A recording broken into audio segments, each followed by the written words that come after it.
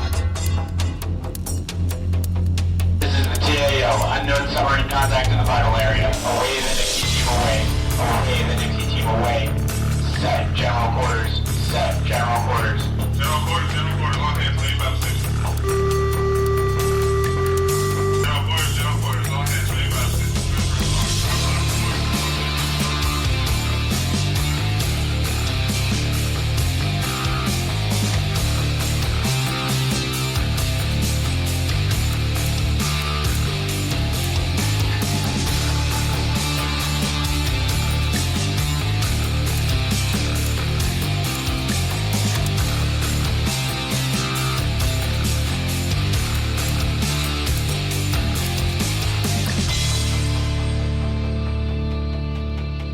I just like this song.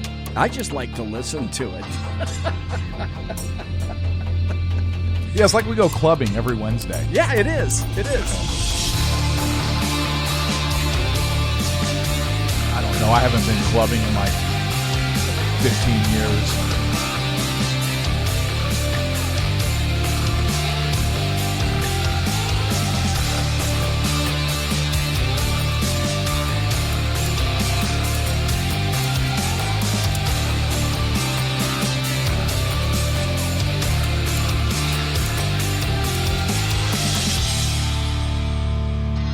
Well, I know one thing. At least there's no cat down here that I can find that is here to scare the living crap out of me. Again? Yeah. Again? Yes. Okay, I was here Tuesday night for, we're getting a saloon. BZ story. Yes, an actual BZ story. Yeah. And so it's dark because it's the saloon and it's dark when my show is on. So I turned the lights off in the studio because that's just how I like things when I do the show. Yeah. And so Tuesday, everybody knows that, I haven't worn pants in, I don't know, since 1970. Yeah, you usually don't wear pants. You're usually in boxers, sometimes that. In briefs. Yeah. Boxers, briefs, Or your licorice thong. Right, yeah. I wish you wouldn't have said anything about that. I'm sorry. That was supposed to be just You're the between one you that, and me. You're the Just one that, between you and me, okay? You're the one that admitted you don't wear pants. Okay, but what I was getting to is I wear shorts instead. Oh. So on Tuesday, Demi, who I don't think is in here because I've looked and I've called for her.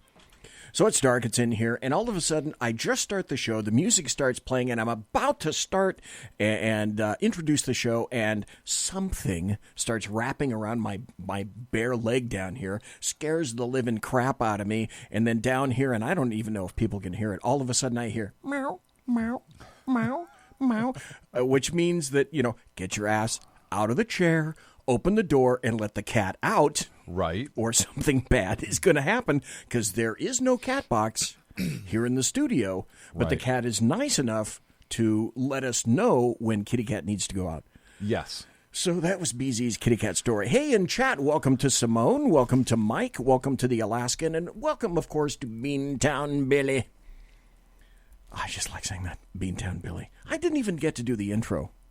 And folks, thanks for listening. Thanks for being here today because we have been absent in absentia for, 3 weeks now, something like that. What? We were just here last Tuesday. I'm not counting. Tuesday? Oh, yeah. That's right. We were. What are you talking about? That's right. What am I talking about? Did you forget about the election?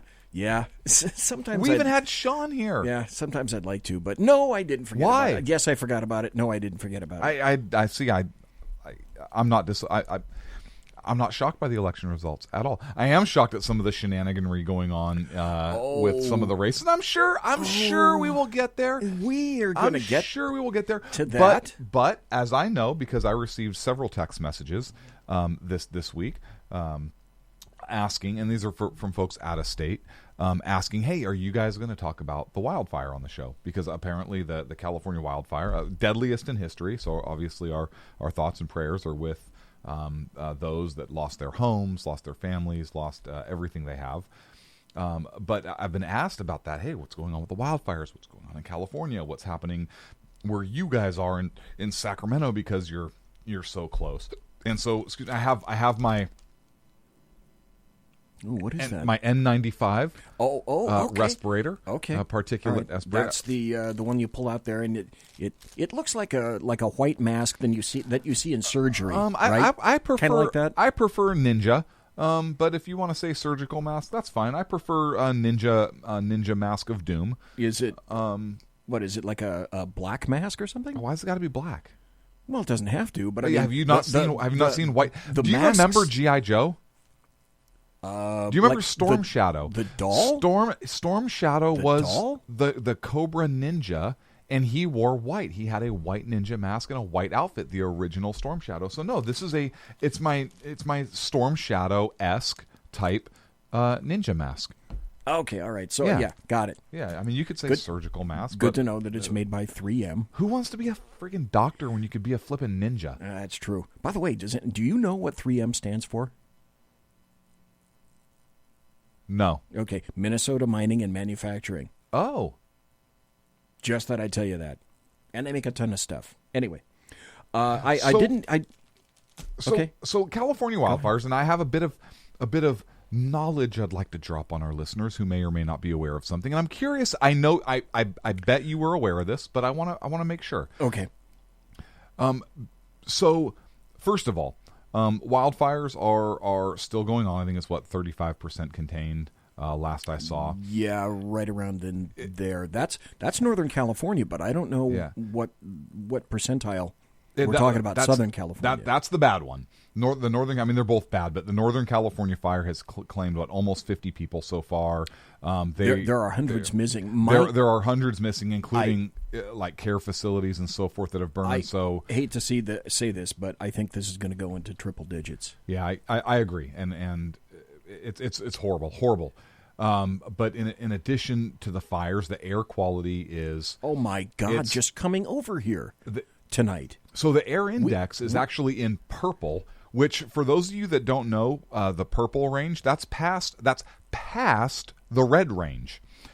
So unsafe is like 150 or something like that. You can look up the air index if you'd like. But in the like the Sacramento and in the Roseville area, which is just north of here, it is up to like 350. It hit 400 over the weekend. It's been terrible ever since these fires started. Yeah, and it's bad, like immediately hazardous to health and life. Whiskey Dale, welcome to Whiskey Dale, and he said something very important just now in chat. He better not. Because next week here in Sacramento, we're supposed to get rain. And what he mentioned was rain and mudslides are next. Yes. And historically, especially in Southern California, mudslides are absolutely endemic down in Southern California, particularly following wildfires just like this. And along the coast also. It's going to be, yes, it will be. But here is, in addition to the health concerns with the smoke, I mean, this affects tons of people. But Trump tweeted something, probably not the best time to tweet it, but it doesn't mean he was wrong in his tweet. That really, and I'm sure you have his tweet from this, but he basically said, hey, California, it's basically poor forest management that's causing your problems. Fix it, or we're going to stop your federal funds to deal with this stuff. I don't have the specific tweet up, so I'm paraphrasing. Bad timing. Right, timing probably. You could probably pick a better time to tweet something like that out. Not in the middle of while the state's dealing with this. However, his premise is true. His premise is factually correct. California environmental laws. Yes, but there's more.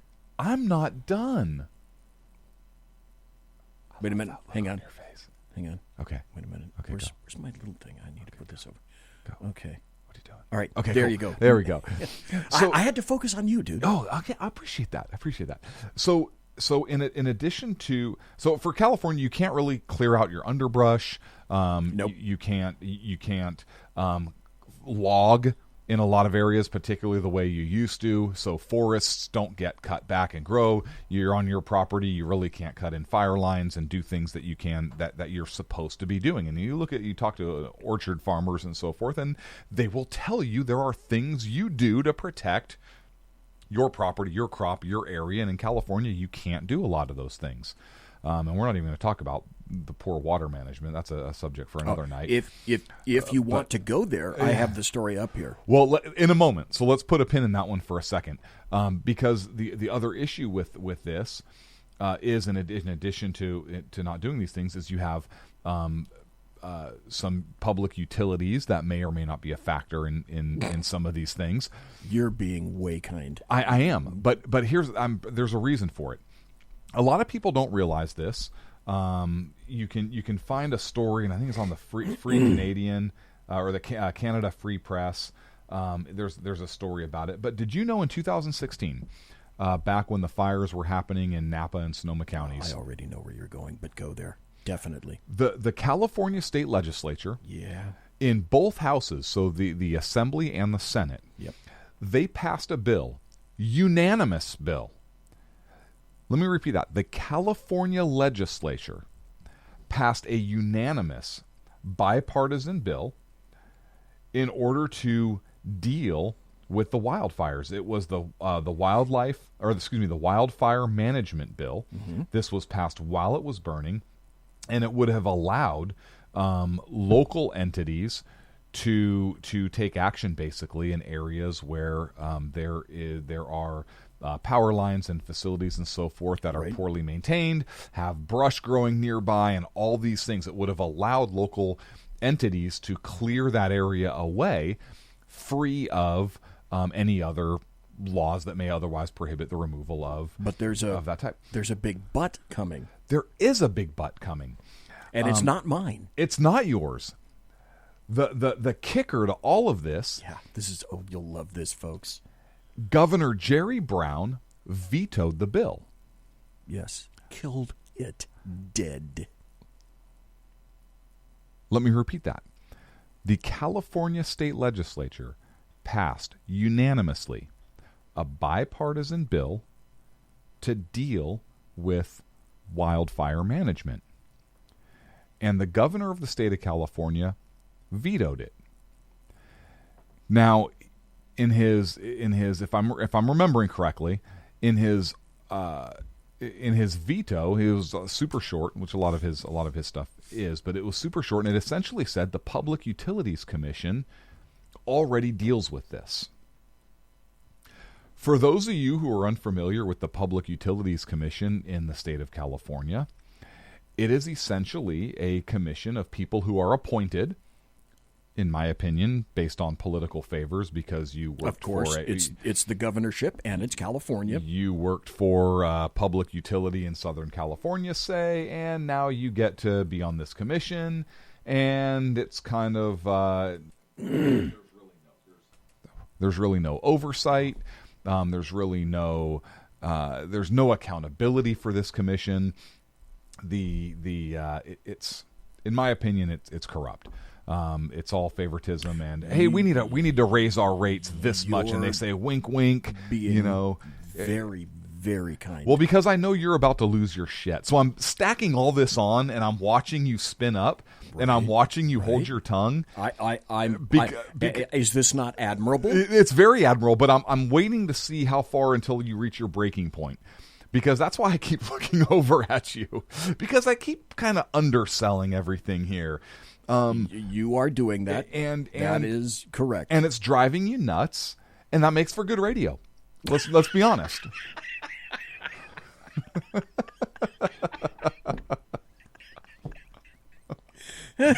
Okay, all right. So that's correct. Let me take the leash off. What's your response, BZ? I almost don't know where to start, and the reason is because you were saying a lot of things, and I was just, as you could tell, I was dying to weigh in. Oh yeah. Okay, so let me go back and provide a little bit of an historical perspective to what's been happening to the forests here in California. And it's no secret that my wife has a house here in Sacramento, which is why it's convenient for me to come to the studio. And this is a real studio. It's not somebody's house. We actually have to drive here to do the show because we've been provided with a nice bathroom and a kitchen and nice space here, et cetera, et cetera. That's my wife. Her house is here. My house is up in the Sierra Nevada mountains. I'm at about the 4,000-foot level off Interstate 80, and I get a fairly significant amount of snow when it snows. So I am not in the foothills area. I'm in the mountain. I'm not quite in the high granite, but I'm in the mountainous area, and I'm surrounded by trees. And I have been, in 2015, just before I retired, I had to, in the span of about 5 hours, I had to try to find and score people and pickups to go back up to my house because there was a wildfire that was one canyon over from my house. If I went out to the street and looked across the canyon, there were flames 150 feet high plus that I could see that were walking up the mountain. Now, if that isn't enough to scare you shitless, I don't quite know what is. However, I had to move a bunch of stuff into the truck, empty what I thought was important to me, and try doing that and making a decision in about 10 or 15 minutes as to what is important in your life. Try to triage your life in 10 or 15 minutes. And my wife was nice enough to get a storage area down lower, and that's where I put all my stuff. And there's still some stuff that I don't have back up in my cabin. That's the third time that I've encountered wildfires up where I live. So, having clearly established the fact that wildfires, because I've seen them, scare me shitless, and also in the 70s when I was working at KFBK, I was up in Placerville. I always like to tell this story. I was up in Placerville on Highway 50, and I was reporting for KFBK, and I didn't know, and no one told me that there was a plane coming over full of retardant. Full of who? Retardant. You can't say that, BZ. Yes, I can, because that's exactly what it is. And folks, if you don't know what retardant is, fire retardant, when it comes out of the back of various planes, and it hits you, it drenches. Well, number one, it killed my microphone. It killed my cassette recorder. It killed me. It went all over me. It's orange. It's gooey. It's sticky. Did they put parachutes on all of them? It's viscous. And so I got retarded, so to speak. Yes. So I'm... That explains a lot of things, doesn't it? When BZ became retarded. Right. And that's in the 1970s. So I've encountered fire up in my area 3 times. And it's frightening to watch. Fire can take on almost a human persona. Fire has a noise. Wildfire has a sound. It can sound like a freight train. It can sound like a hurricane. I've heard it. It literally can create its own wind, sucking up all the oxygen around you. Dave Miller in chat says, I thought retardant was Comedy Central. Yeah. In any event, wildfire scares the crap out of me. Now let me go back to a little bit of historicality in terms of California, or Fornicalia as I call it. We have had a problem, and a continuing problem, between about 2010 and right now, where we've had about 130 million trees die in California because of 2 very important and salient reasons. Drought. We're encountering an historic drought now. It's kind of leavening off a little bit. It's going to be interesting to see what happens this winter, whether we actually get any rain, because last winter sucked for rain around here. So 130 million trees died because of the drought since about 2010, and this massive, because of the droughts weaken trees. Mm-hmm. So it makes them susceptible to this insect called the bark beetle. So if the drought didn't kill the trees, then the weakened trees succumbed to the bark beetle. So when I point fingers at people, I point fingers at, yes, obviously the state of California, but I point it to BLM and the federal agencies as well. So Trump is kind of telling you a half-truth, and I think it's because Trump really doesn't know. The Endangered Species Act and the National Environmental Policy Act, 2 federal acts, they have managed to hamper tree clearing. Okay, so what do you do with all these dead trees? If you're California, operating under California regulations and federal regulations, all these dead trees that are still vertical, you can't touch them. However, after storms, winters, etc., a lot of these trees, they topple over and they become deadfall. And you can't harvest the deadfall either. I can take you to places up near me.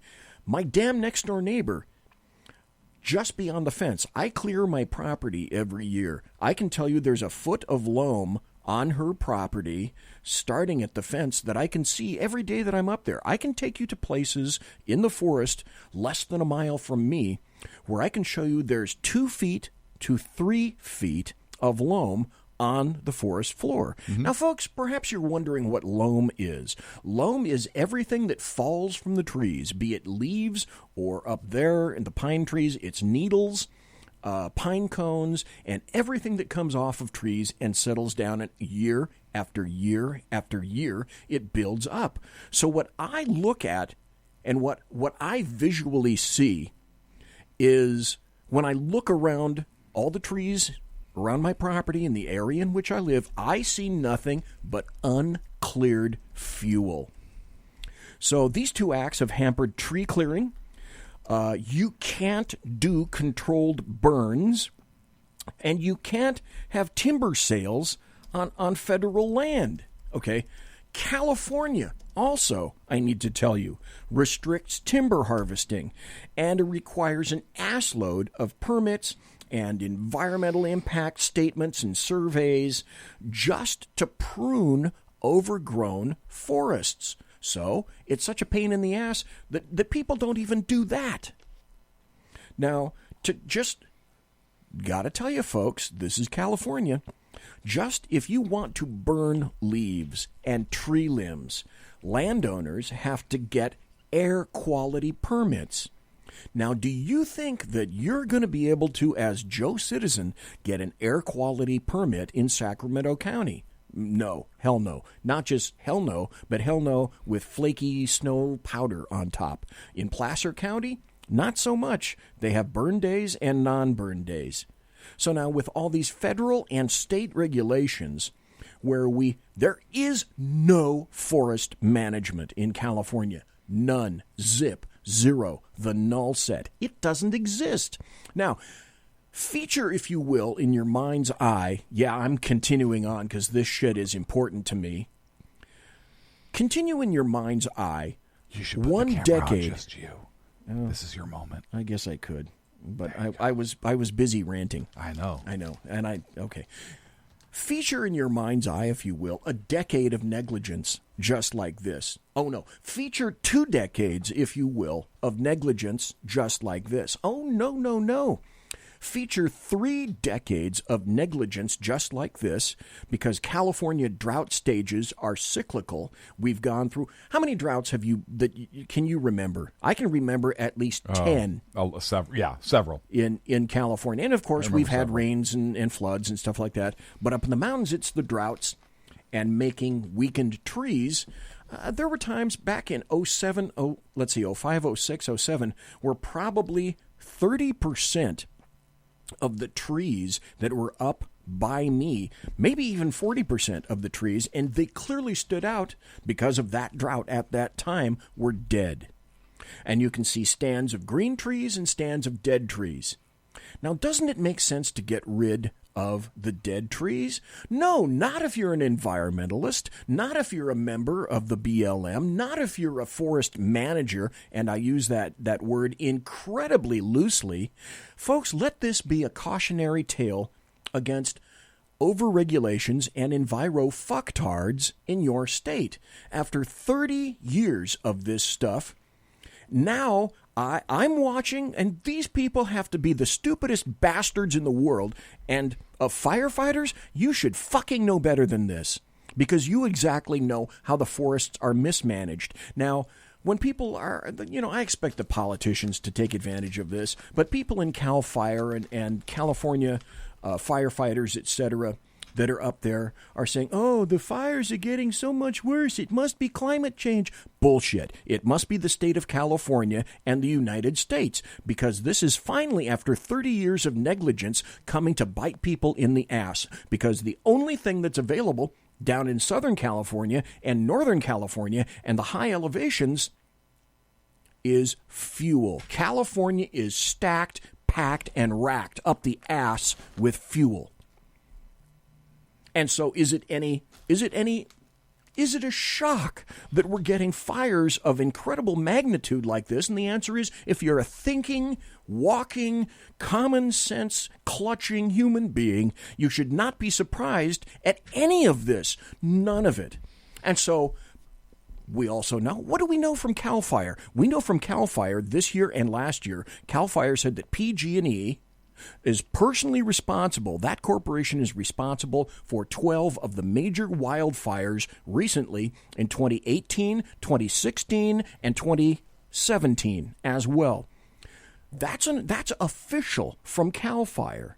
Now, people in the Woolsey fire and the Camp Fire, and I can show you 3 to 4 stories that are already out there in the ozone. If you insert them into your favorite search engine, you can find them where people said, oh, and we told PG&E that they had some sparking lines over here. Well, the lines that were fucking sparking were the lines in the exact area that began the Camp Fire. People called that into PG&E, and PG&E has already acknowledged that they had some transmission line problems. It's the state of California, and it's PG&E, and it's the federal government that is responsible for murdering, I wager, 100 or more California citizens. And all those dead bodies need to be laid on the steps of PG&E, of the state capitol, and the federal government, because this was foreseeable. People knew about this. People were talking about this, but the environmental leftists in California would have none of it. Jerry Brown is responsible, and all those dead bodies, this is foreseeable, and it was entirely preventable. It's preventable, absolutely preventable. You cannot convince me of it, of anything else. The PG&E board should be removed immediately. Every PG&E manager should be removed immediately. And then suits should be instigated against every board member and every PG&E member, and they should be sued into bankruptcy so that they cannot afford a pair of shoes in the future. And beyond that, there should be criminal prosecutions for this. People are dying up in Northern California. People are dying down in Southern California. This shit is personal to me because I watch it and I see it every fucking day. And the thing that's absolutely irritating to me about this is I know for a fact thinking human beings could have done something for this to help ameliorate the situation. But no. And you're saying that in 2016, Governor Jerry Brown vetoed that bill that both houses in California decided this is a good bill and needs to be signed. That only tells me, and you cannot convince me otherwise, and you have to remember, folks, this is my opinion. But I fervently believe that PG&E is in league with the state of California, because now also there is a bill that helps to remove liability from major utility contractors like PG&E when they encounter wildfires like this. And no, I'm not fucking kidding you. The state of California just passed recent bills indicating that we need to lift the burden of lawsuits off of these various utilities. Mm-hmm. I'm not making this crap up. That is the truth. PG&E has now gotten to the point where they've cut my power to my house twice. The first time I lost about $100 worth of food. That was about 4 weeks ago over a weekend, 3 days, because they said due to high winds, we can't take the chance that we may have sparking wires. Well, the poor bastard down at my local store lost about $4,000 worth of food. When he called PG&E, essentially he was told to get the fuck off the phone. We're not doing any reimbursements. He's just a little guy. I'm just a little guy. I'm the customer. He's the customer. Now, this has only started now. What's the difference between now and, say, 2010? Oh, that's right. The big difference is that PG&E has and will continue to get its ass sued off, so that now, in terms of trying to stem off lawsuits, because I'm sure that's all they really care about, and begin to clip trees back sufficient, up till now, they could get away with 3 feet of space around a power line. Well, that certainly accommodates winds and snow, etc., doesn't it? No. Not at all, not in the slightest. When you see massive towers and power lines that are up in my area that have approximately 150 to 200 feet clearance on these power towers on either side. And yet, listen, does PG&E think that maybe they should bury power lines in sensitive areas? No, that's really expensive. So, again, this is my opinion. The Pacific Gas and Electric Corporation is a murderous fucking corporation that knew exactly what was happening and didn't really much care. And then when the lawsuits came and they lost money, they decided it would be a great and wonderful thing to become punitive with their customers. So we get our power turned off. And PG&E stated quite unequivocally, fuck you, go to hell, no reimbursements for you. How would you do it in the first place? Give me all the receipts, Clint, for the food in your house when you've lost power for 3 days and everything in your refrigerator goes bad and everything in your freezer goes bad. How would you possibly do that? How could you possibly justify that? PG&E knows full well you can't. My local grocer may be able to. He's certainly got better billing than I do. Okay, I'm going to stop right now because I am about to cork off 210 over 190. Let's take a break. So, yeah, that's exactly what we're going to do. We're going to take a break. Like I say, to me, folks, and I'm sorry you've had to put up with this, but to me, this is incredibly personal. So we're going to take a break, and I'll calm down, and we'll be right back. Conservative media done right. You're listening to the SHR Media Network. Hey, it's Sean from the Sackheads Radio Show, also one of the owners here at the SHR Media Network. Are you opinionated? Have you ever wanted to do your own show? Have you ever heard somebody like the Sackheads and go, yeah, I could probably do that better? Well, now's your chance. Send me a 5-minute clip at sackheadsradio@gmail.com, and maybe you can be part of the SHR broadcasting team. sackheadsradio@gmail.com.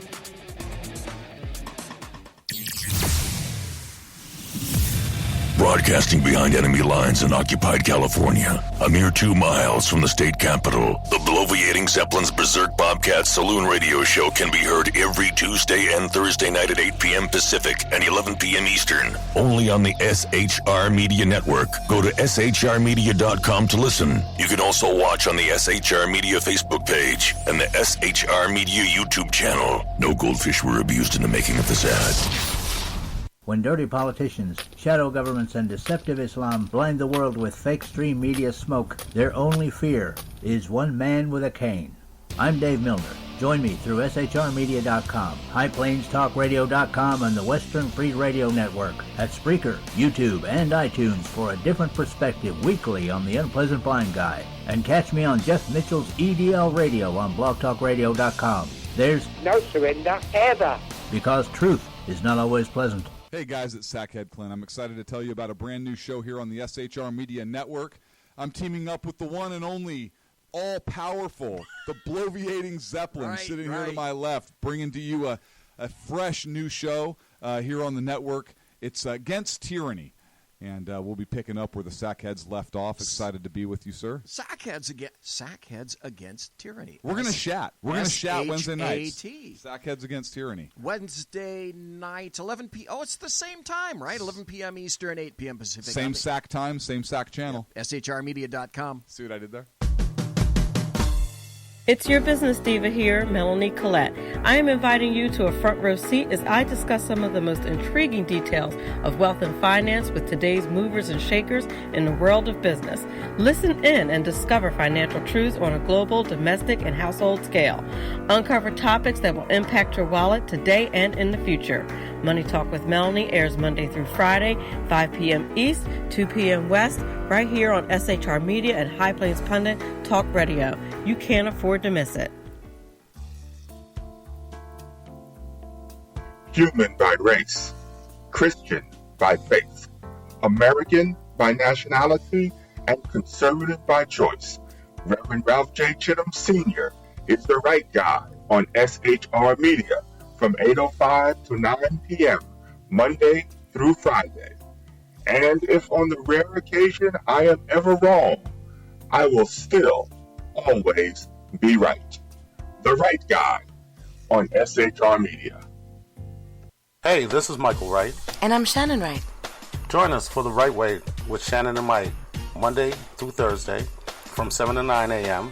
right here on SHR Media. Why are they joining us? For fun things like sports, politics. Oh, maybe some news and entertainment? And all kinds of other things. Money and recipes and events, all kinds of stuff. Yeah, so join us Monday through Thursday, 7 to 9 a.m. here on shrmedia.com. Hey, BZ. So the plan's working. You got rid of Sacco. Sean is now stepping away. I never even saw him. And I know, and insidious. You know, we talked about this for a good for the last 3 years, and finally coming to fruition. You know, I'm still in the room, right? It's almost like he's here still. Did you hear that? Yeah, it's kind of. It's amazing. It's kind of at you. It's kind of eerie. Kind of a poltergeist. Like a poltergeisty thing. Yeah, Sackheads against tyranny. You're listening to the SHR Media Network. Yeah, I need a jaunty tune right about this time. And there's another thing. I need to have some caffeine to jack me up even further. So thanks for the Diet Pepsi. I appreciate that.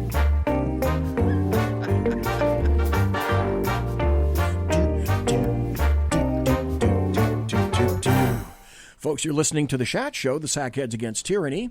And I am Sackheads BZ, and over directly across from me is Sackheads Clint. Hello. And so, hello. And welcome to everybody. It is November the 14th, the year of our Lord 2018. Thank you, everyone, for being here. We got Mike in chat, the Alaskan in chat, Dave Milner in chat, Simone in chat. Clint is super something that I can't read because it's cut off. Oh, I think it says super rad. I think it says rad. Clint is super rad. And Beantown Billy, and one viewer who will not be unmasked because we don't do that here. Simone in chat says, one of the homes that burned down belongs to a lady that works for the law firm. Holy crap, listen to this. One of the homes that burned down belongs to a lady that works for the law firm that successfully sued PG&E for another fire. She kept her life and her dog's litter of puppies, and that's all she got. Simone, I might suggest that in addition to walking away with her life, she also has a hell of a number 2 lawsuit that should be dropped. If I lose electricity, PG&E needs to be sued essentially out of existence. The Cal ISO in Folsom, which is the independent system operator here in California, which determines how our electricity is distributed all up and down the state. Cal ISO will figure something out because we buy electricity like crazy. When was the last time we built a dam, Clint? Oh, man. In California? I think, was it the Sonoma? Was it the Sonoma Lake? The dam? What dam is that? I think that was the last one. It's been decades. Yeah, I think it has been literally decades. Is it the Sonoma Dam? I think it was the dam on Lake Sonoma. Yeah. I think is the last one. And tell me the last time that California built an electrical generation station. I can't. I can't either.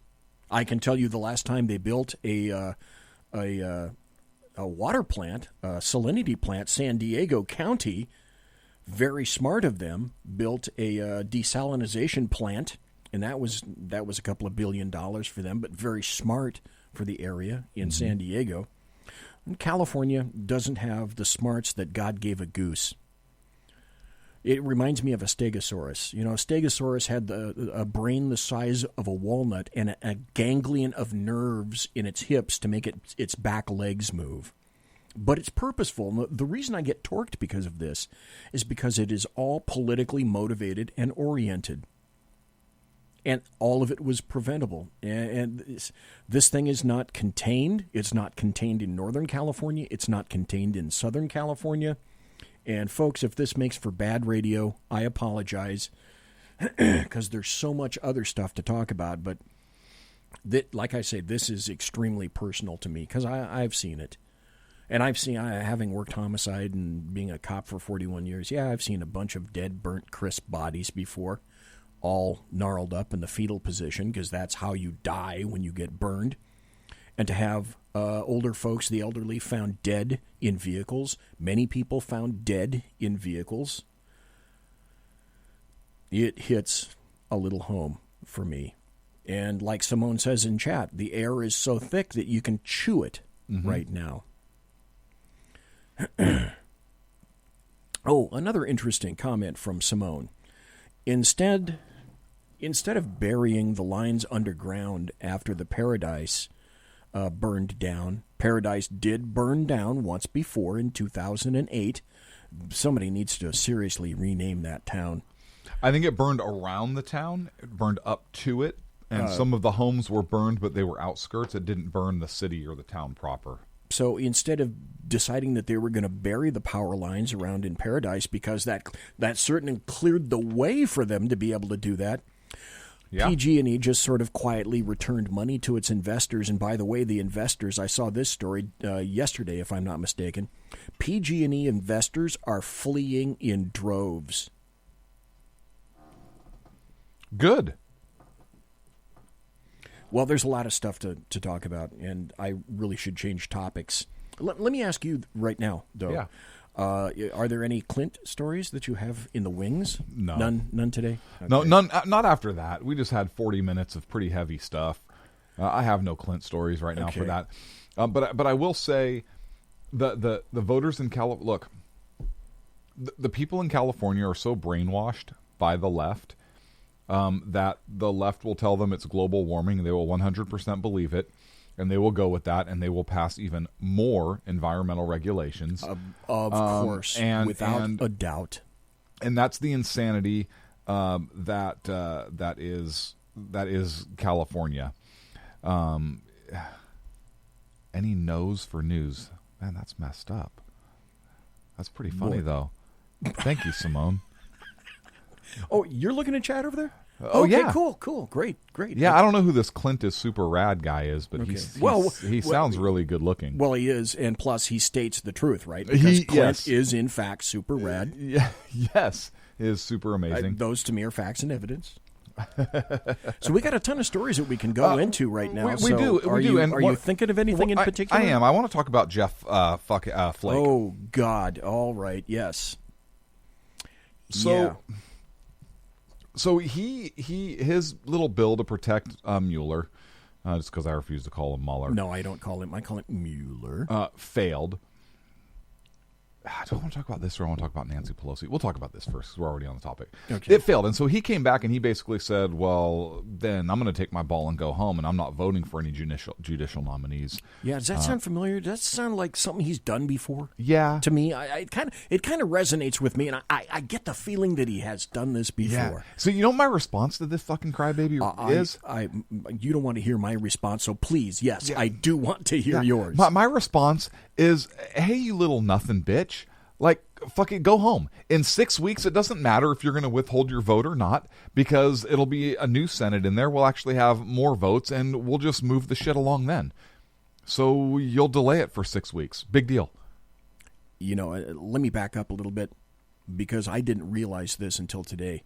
I talked to Ron Edward today, and I'm going to have him on my show. And I said, hey, you want to be on next Thursday, not realizing what next Thursday is. Folks, do you realize next Thursday is Thanksgiving already? The 22nd is Thanksgiving, which means, do you realize, folks, how quickly Christmas is going to be upon us? Yes.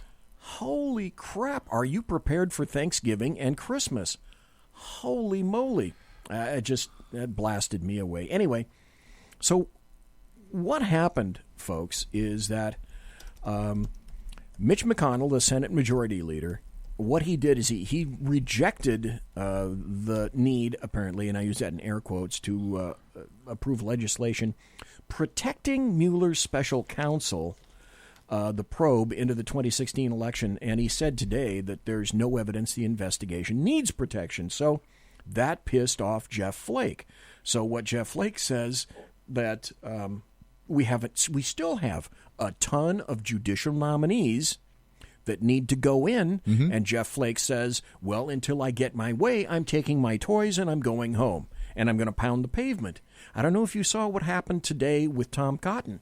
Tom Cotton also said that if we need to, we're going to go through the Thanksgiving break, and we're going to go to through the Christmas break, if that's what we need to do, to pass these judges through the Senate Judiciary. Yeah, but if Flake doesn't want to play ball with his ball, it doesn't matter, because you can still have a judicial nominee that doesn't pass the vote in the judicial committee. It's a little bit longer process, but you can still get there.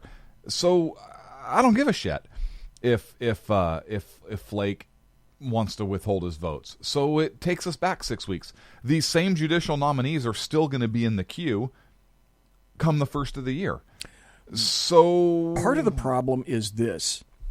On that panel, the Senate Judiciary Committee, the GOP holds a 1-seat majority right now. So you're right. All it takes is if they go strict party line and then Jeff Flake steps over the line, then there you go. It's the cat stuck in the toilet. Yeah, but it doesn't mean the nominee stops. It doesn't mean the nominee cannot go forward. No. It just means that it means it's going to be a little bit longer process. That's it. Yeah. Who gives a shit? So stop. If I were Mitch McConnell, I'd say, cool, we're not going to hold any more votes on judicial nominees. We know we have the Senate for the next 2 years at least. Until you're done, until you're gone, Jeffy. Yeah. You made... So here's my prediction. You made a very interesting point on the break. Is that where you're going to go? It is. Okay. It is. I liked that. My prediction is this. So I don't Flake, whatever. Who cares? Go. Don't withhold. I don't care. It's kind of like the House of Representatives, and I'll get to that because now that the election's over and the Dems have the House, so we'll talk about the House next. But in terms of the Senate, I've been saying this even pre-election. I don't care about the House, and I know that's going to piss everybody off in chat, but I'll tell you why here in a second. Look, Flake is a complete jackass. We know that. And so the Senate is going to push judicial nominees through. We don't have anybody like Flake in there anymore. Everybody who basically opposed Brett Kavanaugh, who was a Republican or gave a hard time, lost their bid for re-election. They did. Thank God. So the Republicans are in a much stronger position to get these judges through. I'm not worried about that. I predict Jeff Flake is going to run in 2020 for president. I think that if he does not get the Republican nomination, which I don't think he would, my prediction is in his hatred for Donald Trump, I think that he will run as an independent in an attempt. I think you're absolutely right. It is a hatred. It's an obsession. Yep. In an attempt to pull votes from Donald Trump and prevent him from becoming president. That's much like Ross Perot did, if you recall. He was the spoiler. He was the spoiler for the Republicans. Yes. He siphoned off Republican votes. And I can see Jeff Flake doing that. Now, the one I don't want to say the saving grace, is this. Donald Trump has such a solid hang on a second. Hey, Dave, I'll piss and moan about everything Congress does because it's my fucking show. So here's the thing. If he runs, Donald Trump has such a solid base that Donald Trump, I think, can win anyways. And I think Flake is such a moderate / Democrat that whatever freaking uber liberal, far ultra left wing person that the Dems run, I think that Flake will siphon some of those moderate Democrat votes more so than he'll siphon Republican votes. So I think Trump could still win, although I agree it would be harder. Now with the Democratic House, let's go back and look at history. First of all, Congress isn't going to fucking do anything, so it's not like I get to piss and moan about anything the fucking new Congress does, because even if they do something, they're not going to be able to freaking get anything through. We know they're going to hold investigations ad nauseum. It'll be never-ending now. It's going to be a little... it's going to be, some of the stuff is going to be ridiculous, and it's going to be a complete waste of taxpayer dollars, and I can absolutely bitch about that because it's true. But what it's going to do is it's going to strengthen the Republicans for 2020, and here's why I say that. Yes, I'm. If you're going where I think you're going, I'm on that bandwagon. Okay, so you look at what the Republican Congress did with Bill Clinton, what the Republican House did with Bill Clinton. They did investigations, they served subpoenas, they had a special counsel, they did all these things.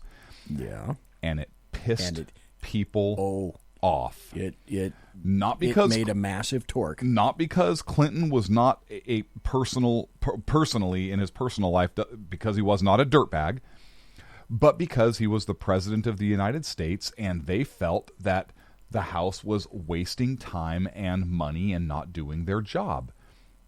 And the Republicans were thrown on their ass after that, if you remember, because the Senate didn't convict Bill Clinton. They impeached him. Bill Clinton was impeached, but he was never convicted because the Senate failed to convict him. Correct. And they failed to convict him with the help of some Republicans. I think John McCain was one, if I'm not mistaken. I wouldn't be surprised. I don't know, but I would be less than surprised. So that the Dems are going to come and they're going to have a ton of investigations, and you look at the far left lunatics who are in charge of some of these committees, and they're going to issue subpoenas, and they're going to harass the president. There's not going to be any, unless there's a tragedy or something, there's not going to be any legislation passed. For the most part, they may get some things through, maybe. I don't know. But for the most part, I don't think they're not going to do anything productive. How much actual governing are they going to do? They're not. They're not. And that's the point. They're going to be zero governing from the House of Representatives for 2 years. It's going to strengthen the position of the Republican Party. It's going to strengthen the position of Donald Trump, just like it did when the Republican House was dealing with President Bill Clinton. We are going to see the same effect. And in the meantime, the Senate is going to be confirming judges. They'll be doing their Senate job. Yes. And even if there's no legislation for them to vote on, because anything that they vote on and send to the House isn't gonna vote on it, and anything the House sends to the Senate's not going to vote on it.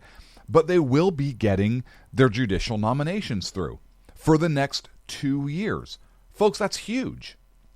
So when I say I really don't give a shit about the House of Representatives, not because I expect them to do any work, but because I think that the boost it's going to give to President Trump, particularly if the economy keeps going the way it's going, the boost it's going to give to President Trump and to the Republican Party, and the judicial nominations we're going to continuously get through in the meantime, it's going to far outweigh any short-term annoyances that they're going to be pissing us off with on a regular basis. Well, and everything is cyclical, and that's why I look at the midterms and suggest to everybody, take a breath. It's no major loss. It happens generally that the off party makes big gains, and that did not happen. Well, here. They made some gains.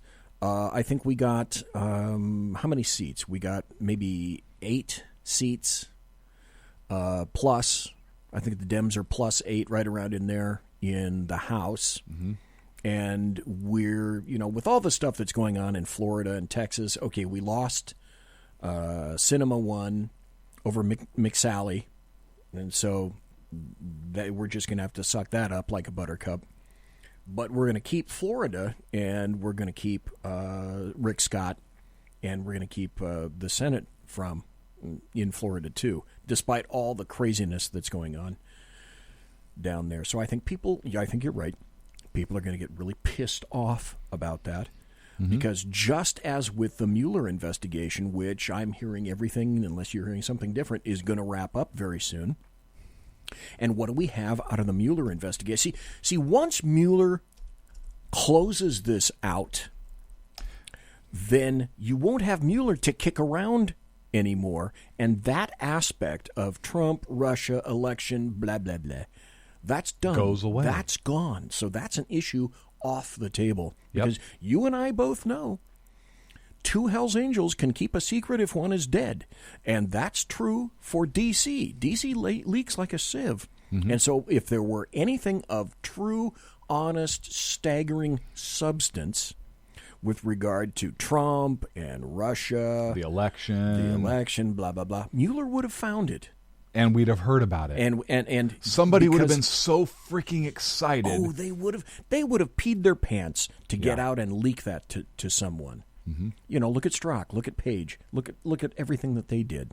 Mm-hmm. So we already know, clear-thinking individuals know, that's not going to be an issue. Now, that's not to say that the House is not going to start another series of investigations. You know they are. Quite on the exact same topic. Trump, Russia. Finances. That's going to happen. Taxes. They're going to pull his tax records. But they can't go back to the Mueller well once he issues a report. And I think, what do we have so far out of Mueller? And the only thing that we're going to get anymore, I think, are continuing crimes of process. That's all we've gotten so far, crimes of process. Mm-hmm. And then, who's the guy that used to write for InfoWars? Oh, Jerome Corsi.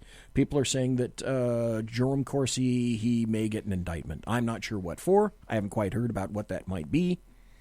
But, okay, he could be the last individual under the gun. Okay, fine. Then it's dead. I think it's a dead issue.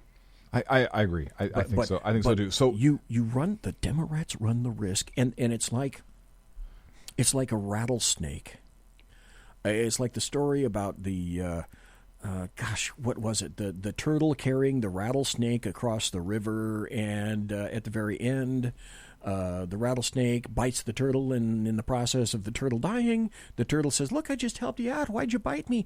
And the rattlesnake said something similar to, "Well, it's my nature." It's the nature of the Democrats to continue to push left and push the envelope as much as they possibly can, because they believe to their core, their very political core, that is a winning tactic. And only by going further left will we begin to score points. I say that's a losing tactic. Yeah, I agree. And so my next point, I know we're about 2 minutes from a break. Yep. Does Nancy Pelosi... Scorpion, thank you, BTB. Does Nancy Pelosi get the gavel? Is there enough resistance in her party to allow... So is it possible... let me ask you a question. Is it possible to have, if Nancy Pelosi is running for Speaker of the House and the Republicans galvanize against one person for Speaker of the House, and they vote, and enough Democrats fail to vote for Nancy Pelosi, is it possible to still have a Republican Speaker of the House? You know, that's a good question. What I do because now do you remember when Boehner was running for Speaker of the House? If I'm remembering my recent history correctly, sometimes I don't because I drink a lot. There was talk about Pelosi keeping the gavel because Boehner would not have had the votes to become Speaker. Am I misremembering that? No, I'm fuzzy on that as well. You should research it while we go to break, and then you should answer my question. Okay, but I'll jump right on top of that. One thing that I do know is that either today or yesterday, there's a letter that's been floating around the Democrat side, signed by 17 people in the House, indicating that they do not want Nancy Pelosi. And if you think that getting on Nancy Pelosi's bad side is a good idea, and these are not people with great seniority. These are younger members of the House that are upset with Nancy Pelosi. And quite frankly, it's because they all believe that she is insufficiently left for the left. They also believe that Dianne Feinstein is insufficiently left for the left. With that, we're going to go to break. We're going to come right back. Folks, you're listening to the Sackheads Against Tyranny. I'm Sackheads BZ. Over there is Sackheads Clint. Hello. Don't go nowhere. Conservative media done right. You're listening to the SHR Media Network. Hey, it's Sean from the Sackheads Radio Show. Also one of the owners here at the SHR Media Network. Are you opinionated? Have you ever wanted to do your own show? Have you ever heard somebody like the Sackheads and go, yeah, I could probably do that better? Well, now's your chance. Send me a 5-minute clip at sackheadsradio@gmail.com, and maybe you can be part of the SHR broadcasting team. sackheadsradio@gmail.com.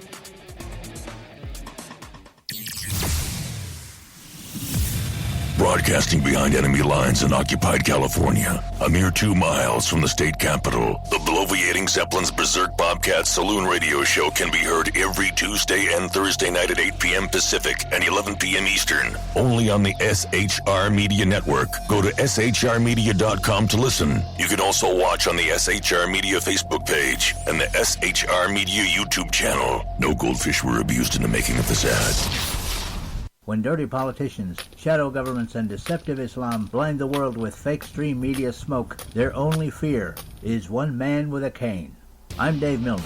Join me through shrmedia.com, highplainstalkradio.com, and the Western Free Radio Network at Spreaker, YouTube, and iTunes for a different perspective weekly on the Unpleasant Blind Guy. And catch me on Jeff Mitchell's EDL Radio on blogtalkradio.com. There's no surrender ever. Because truth is not always pleasant. Hey guys, it's Sackhead Clint. I'm excited to tell you about a brand new show here on the SHR Media Network.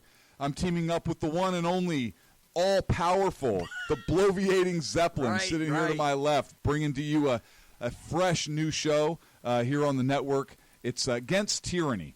And we'll be picking up where the Sackheads left off. Excited to be with you, sir. Sackheads Against Tyranny. We're going to chat. We're going to chat Wednesday nights. SHAT. Sackheads Against Tyranny. Wednesday night, 11 p.m. Oh, it's the same time, right? 11 p.m. Eastern, 8 p.m. Pacific. Same SAC time, same SAC channel. SHRmedia.com. See what I did there? It's your business diva here, Melanie Collette. I am inviting you to a front row seat as I discuss some of the most intriguing details of wealth and finance with today's movers and shakers in the world of business. Listen in and discover financial truths on a global, domestic, and household scale. Uncover topics that will impact your wallet today and in the future. Money Talk with Melanie airs Monday through Friday, 5 p.m. East, 2 p.m. West, right here on SHR Media and High Plains Pundit Talk Radio. You can't afford to miss it. Human by race, Christian by faith, American by nationality, and conservative by choice. Reverend Ralph J. Chittum Sr. is the right guy on SHR Media from 8:05 to 9 p.m. Monday through Friday. And if on the rare occasion I am ever wrong, I will still always be right. The right guy on SHR Media. Hey, this is Michael Wright. And I'm Shannon Wright. Join us for The Right Way with Shannon and Mike, Monday through Thursday from 7 to 9 a.m. right here on SHR Media. Why are they joining us? For fun things like sports, politics. Oh, maybe some news and entertainment? And all kinds of other things. Money and recipes and events, all kinds of stuff. Yeah, so join us Monday through Thursday, 7 to 9 a.m. here on shrmedia.com. Hey, BZ. So the plan's working. You got rid of Sacco. Sean is now stepping away. I never even saw him. And I know, and insidious. You know, we talked about this for for the last 3 years, and finally coming to fruition. You know I'm still in the room, right? It's almost like he's here still. Did you hear that? Yeah, it's kind of. It's amazing. It's kind of at you. It's kind of eerie. Kind of a poltergeist. Like a poltergeisty thing. Yeah, Sackheads Against Tyranny. You're listening to the SHR Media Network. You're listening to the Sackheads Against Tyranny. It's Wednesday, November the 14th already. Thanksgiving? My God, Thanksgiving is next week. Thanksgiving is next Thursday. Yeah. Holy crap, how does that happen? Every year? Are you staying in town for Thanksgiving, by the way? And have you ever done the let's see, what is it when you put the turkey in the oil? Have you ever done that? Deep fried a turkey? Deep fried a turkey? No. And if you deep fried a turkey, did you think that it was a great idea to do it on the living room carpet? Yes. Because every year, folks, remember, every year you can take this to the bank. You're going to hear stories next Thursday about houses burning down because some dimwit decided, some Darwinian genetic mutant decided that, in Rio Linda, for example, that they're going to go and they're going to get their big pot of oil. And they're going to light that baby up, and it's going to be in the garage or in their house somewhere. There will be a roof somewhere over it or some kind of a shed. And that bad boy will catch fire, and then there will be a close-up of somebody interviewing, the persons where a smoldering house used to be, and they'll say something similar to, I didn't know that you couldn't put, if you deep fry a turkey, I didn't know that I couldn't put it on my living room carpet with my shag rug. Every year. We were talking on the break, and you made a highly interesting discovery about the speakership and how it is that you get the speakership and some of the rigmarole that goes on to how you elect a speaker. What did you discover, Sir Sackheads Clint? Anybody in the House can vote for anybody for speaker. I had no idea. It's just whoever has the most votes becomes speaker. So it's possible. What's the balance of power in the House of Representatives right now? Do you have it? I don't have it up right now. I don't remember what the total count was. So it is possible in the House of Representatives for, let's say, Nancy Pelosi, or if we're going to keep this totally fictitious, we'll call her Schmancy Schmamosi. Right. Okay. And it's possible for that person to run for Speaker of the House. Sure. And it's possible for somebody else on the Republican side, or the Republicans not even run, right? Just get together. Every single Republican says we're voting for this person for Speaker of the House, which the Republicans are foolish if they're not doing that right now at this moment. So so let's say the difference is, I don't know, 16 seats. Okay, all right. Let's just say. And let's say that all the Democrats vote for Nancy Pelosi except for 17. Okay, well, theoretically then, what could happen? And every Republican votes for Sackhead BZ. Wow. Sackhead BZ becomes Speaker of the House as a Republican. Wow, you honor me. I do. I feel grandly honored. Well, you knighted me. You said, Sir Sackhead Clint, so I can redo the favor by thank you very elevating much. You to Speaker of the House. I did, so thank you. Third in line. Second in the line of succession. Yep. Why wouldn't I be? Yeah. We'll be, right? President, Vice President, Speaker of the House. Well, this letter, if I can get the phone to unlock. Representative Kathleen Rice, Democrat of New York, confirmed the letter yesterday where 17 people were against Pelosi's leadership. And how many? 17 people. Oh, there were man, that's 17 weird. people on a letter that were against Pelosi. And they said they would pledge to vote against her when the full chamber elects the next speaker January 3rd. So mark your calendar, January 3rd. There may be a potential momentous battle in the House to see who the speaker might be. And this person, Kathleen Rice, said that as of today, there were still 17 names on that letter, and the aide was not authorized to discuss the letter publicly and spoke on condition of anonymity. Right. I see an enemy. And I saw an enemy coming in today. The enemy is in the air right around here in Sacramento anyway. The enemy is the air, thick as thieves.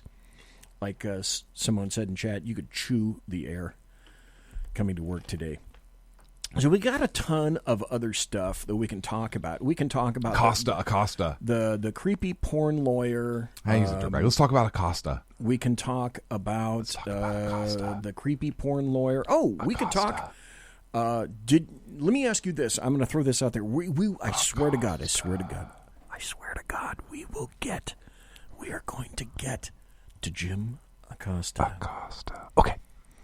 I swear it on my mother's grave. We will get to Jim Acosta. Okay. What was but that? I got to ask you this, because Jim Jordan was lobbying long and hard. He was for the minority leader. Mm-hmm. And I didn't see this coming. This just happened today, where Kevin McCarthy pulled the rug out from Jim Jordan, who I know was really trying to get that position. I'm disappointed. And I thought that Jim Jordan was going to have the House minority leadership. And I really hadn't factored much about Kevin McCarthy, which tells you a lot about Kevin McCarthy. Apparently, he has an assload more Juice.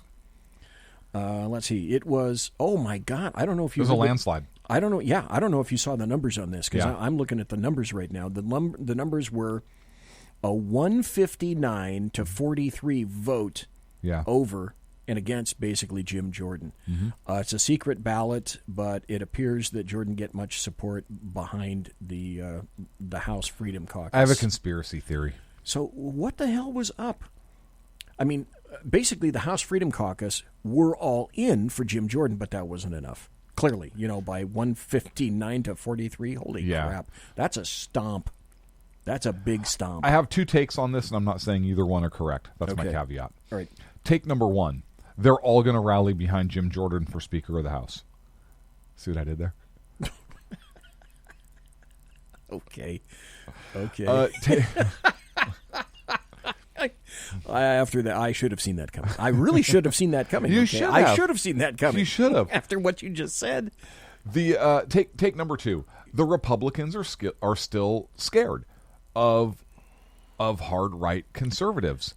Given the fact that they just lost the House of Representatives, I think they are misreading the lay of the land, because Mr. Jordan should be the minority leader, in my opinion. So I think the Republicans are again misreading the lay of the land. I think Mitch McConnell pulled his head out of his ass, and he understands the power that Trump has. I think that he has done in the last. He has done yeoman's work. Yes, he in has. About the past 6 months or so, and this is me saying something untoward that you will not hear, that you haven't heard from me up until now. I think Mitch McConnell did yeoman's work for who was the guy that the Democrats were proffering in for Neil Gorsuch. I can't think of that. And basically, what he did is he smushed that bad boy because of the election. Yep. And Garland. Thank you. Merrick Garland. And I think he did yeoman's work in terms of Neil Gorsuch. And I think he also did yeoman's work in terms of Brett Kavanaugh. I mean, I don't know about you, but I was starting to think that Brett Kavanaugh was going to be a damn squeaker.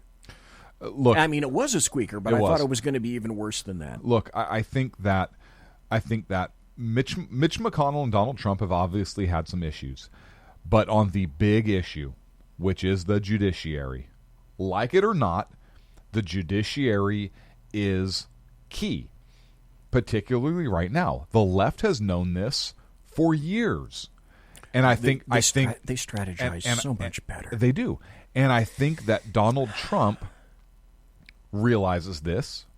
And I think Mitch McConnell has gotten on board and has seen some of the writing on the wall and has understand that the Republican Party has shifted and understands what Trump appeals to.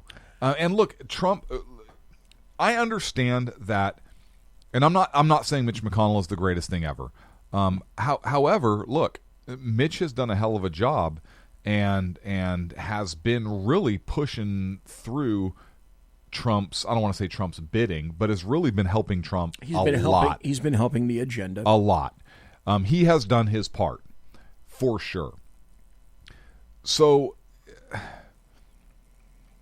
I have some thoughts on that, but finish. You do? Yeah.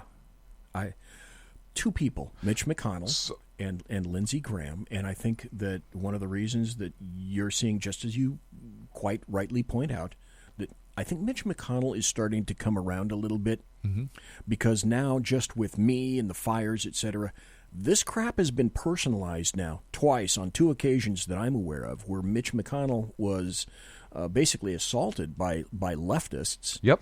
And I don't know if you know, but I can't call him a cripple, but the dude doesn't walk real well. So he's a frail individual, and trying to beat up on Mitch McConnell is like trying to beat up on a 5-year-old. That really doesn't work. So I think that's been personalized and internalized by Mitch McConnell, and I think he's made a little bit of a turn in the road.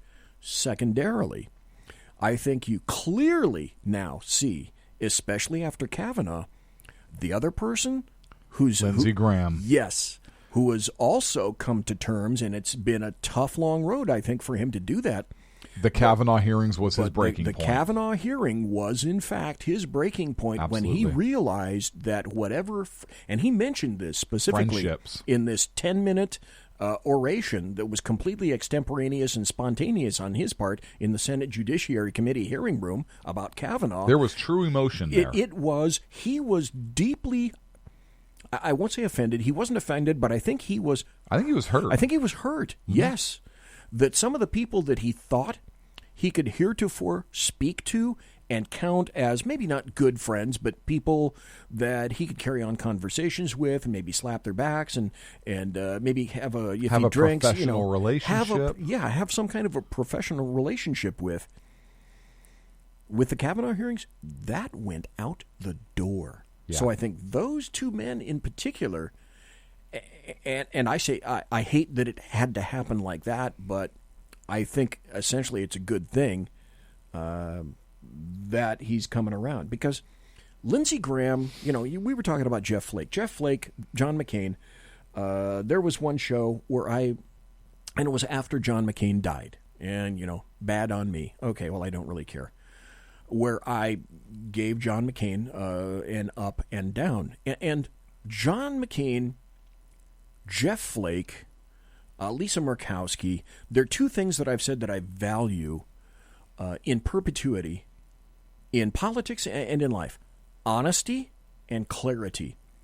If John McCain, Jeff Flake, and Lisa Murkowski had simply said, very simply, look, I think I identify really more with the Democrat Party, so you Republicans are okay, but I think I'm going to go over to the Democrats because that's really where I've finally decided my allegiance lies, and my platform and my personal philosophies and thoughts are not necessarily with the Republican. Now, if you'd said that, I would have said to John McCain and Flake and to Murkowski et al., all the various rhinos, thanks for being honest.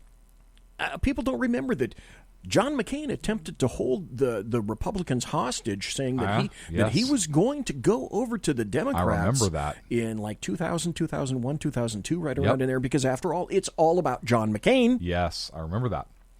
I would have been more impressed if they'd have just said, hey, you know what?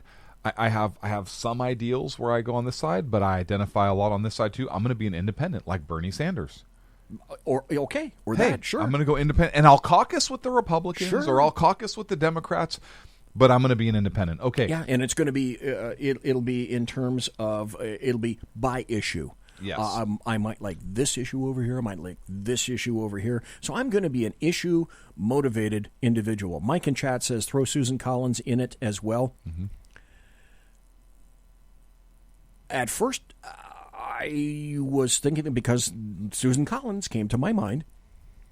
But Susan Collins in the Kavanaugh hearing kind of did the Republicans a solid. Yes, she did. And I'm sure, though I haven't heard about it, I'm sure she took a lot of crap from people having done that. Now, she's not in no man's land, and I have a pretty good idea where she's going to go in the future, but I can't really throw her on the bonfire just yet, because knowing who she is and what she's voted for in the past, I'll throw out there that it took some guts to say what she said under circumstances like that.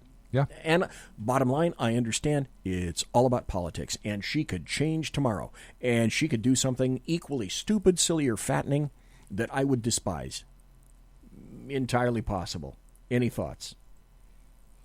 No, look, I agree with you, but I'm like I said, I think that there are those in the Republican Party that are kind of starting to see the light and the good of what Trump is trying to do. I had this conversation with somebody the other day, and that goes back to what you said earlier. Is some people were saying, maybe me, maybe you as well, bring on the stupidity, Democrats. Bring it on. Yes, bring it on. Because like that rattlesnake, you can't help yourself. I know you can't help yourself. I think that I forget where I was going to go with this. Okay.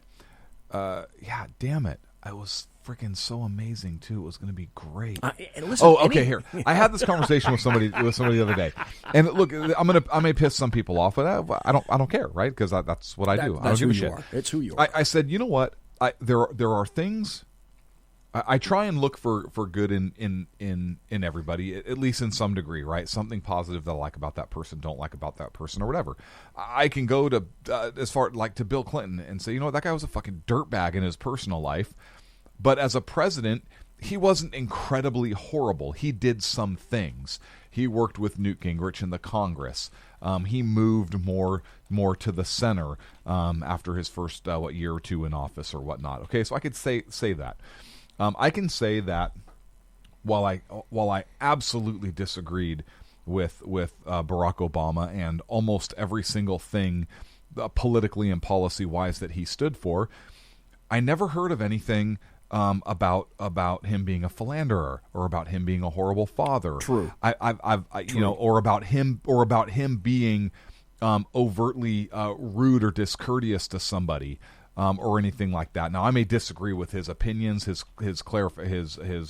characterizations and overgeneralizations about certain people and individuals and whatnot, but as a man, not as a politician, but as a person, he seems like a nice guy. I haven't heard anything to the contrary with him.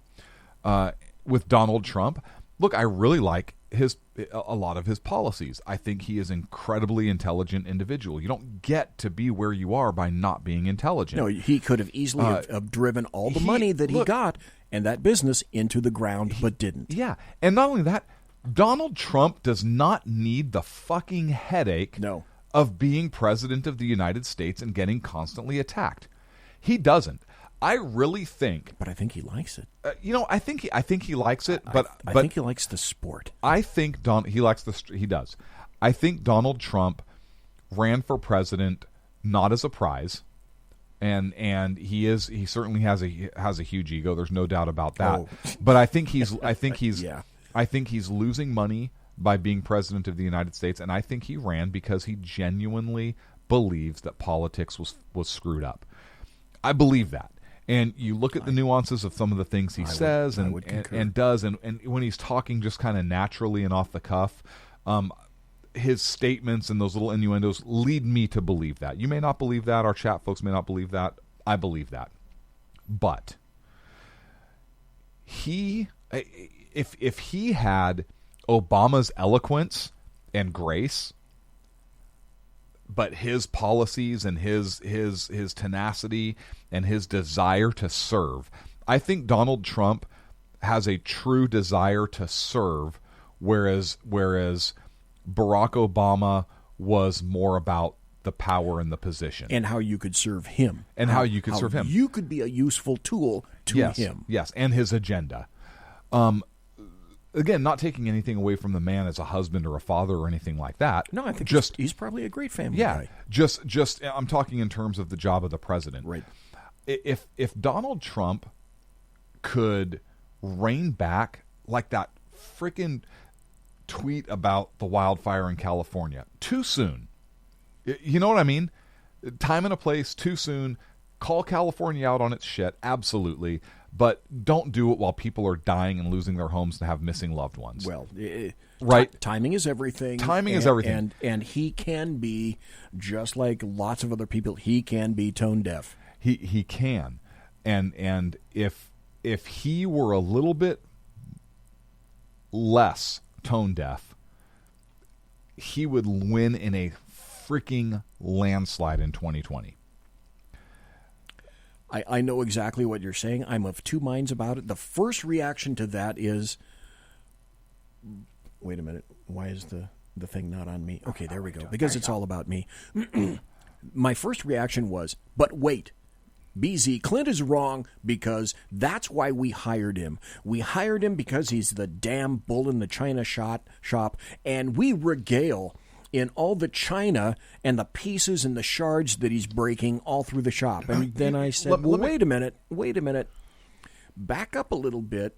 Doesn't Clint have a little bit of a valid point here? Is if we could get the bull part along with some tempering in some of the verbosity and the tweets, then perchance we could have the ideal character, because I'll be the first to say, and I've said it before and I'll say it again, I am now to the point where I'm going by deeds, not words. Mm-hmm. I expect that he's going to say stupid shit. Yes. And just the stupid shit part is enough to put to make people put this category over here. Well, I don't care what he does. I don't give a crap about what he does. He could be the saving grace. He could be Christ incarnate, come down, part the seas, and because of what he says, I will always be against him. Yes, and I think that's where the Never Trumpers are, where a whole lot of people are, because it's the verbosity and the words that he utilizes that alienates a lot of people. But I have to have gotten to the point, because I was dragged kicking and screaming into voting for Trump. Cruz was my guy. That was no secret. In 2016, I've been dragged kicking and screaming because he's the first president I can think of who's really making good on what it is that he wanted to sell us in the first place. Ronald Reagan was the last. You don't see presidents doing what they say. You don't. And that's so... So I want to capitalize on what you said for a moment. And I'm so unpolitical. It is. I'm not talking about talking about taming the bull at all. I want him, because I agree with you. That is some of the things we love about him. He's not going to take people's bullshit. But sending a tweet out like that isn't not taking somebody's bullshit. That's being fucking stupid. That's saying something stupid that's going to affect and hurt a lot of people who are going through shit. So take that bull out of the china shop and treat him more like a rodeo bull. Keep him in the chute. He's on. He's ready to go. And when it's time to open that chute and fuck CNN. I hope you can hold on for 8 seconds. That's what we like, that rodeo right there. Yeah, a good analogy. I like that. That's what we need, and that's what I'm talking about. I'm not talking about gelding him. I'm not talking about making the man a eunuch and where he's just all, stoic all the time, or a presidential quote unquote. No. He needs to be a bull. That's just who he is. But he can't always be in that china shop. He's always in the china shop. Take him out of the fucking china shop. Yeah, and on that, we're going to go to a break, folks. It's the last half hour of the SHOT Show. It's all gone by so quickly. Go nowhere, because we're going to be right back. Conservative media done right. You're listening to the SHR Media Network. Hey, it's Sean from the Sackheads Radio Show. Also one of the owners here at the SHR Media Network. Are you opinionated? Have you ever wanted to do your own show? Have you ever heard somebody like the Sackheads and go, yeah, I could probably do that better? Well, now's your chance. Send me a 5-minute clip at sackheadsradio@gmail.com, and maybe you can be part of the SHR broadcasting team. sackheadsradio@gmail.com.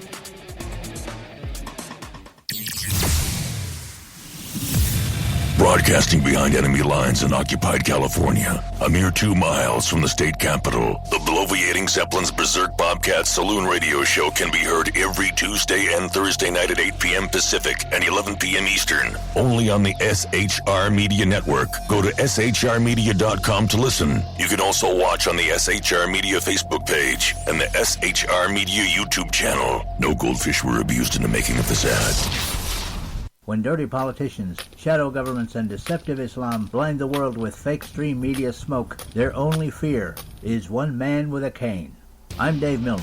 Join me through shrmedia.com, highplanestalkradio.com, and the Western Free Radio Network at Spreaker, YouTube, and iTunes for a different perspective weekly on the Unpleasant Blind Guy. And catch me on Jeff Mitchell's EDL Radio on blogtalkradio.com. There's no surrender ever.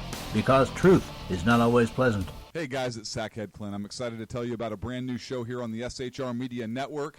I'm teaming up with the one and only all-powerful, the bloviating Zeppelin, sitting here to my left, bringing to you a fresh new show here on the network. It's Against Tyranny, and we'll be picking up where the Sackheads left off. Excited to be with you, sir. Sackheads Against Tyranny. We're going to chat. We're going to chat Wednesday nights. Sackheads Against Tyranny. Wednesday night, 11 p.m. Oh, it's the same time, right? 11 p.m. Eastern, 8 p.m. Pacific. Same SAC time, same SAC channel. Yeah. shrmedia.com. See what I did there? It's your business diva here, Melanie Collette. I am inviting you to a front row seat as I discuss some of the most intriguing details of wealth and finance with today's movers and shakers in the world of business. Listen in and discover financial truths on a global, domestic, and household scale. Uncover topics that will impact your wallet today and in the future.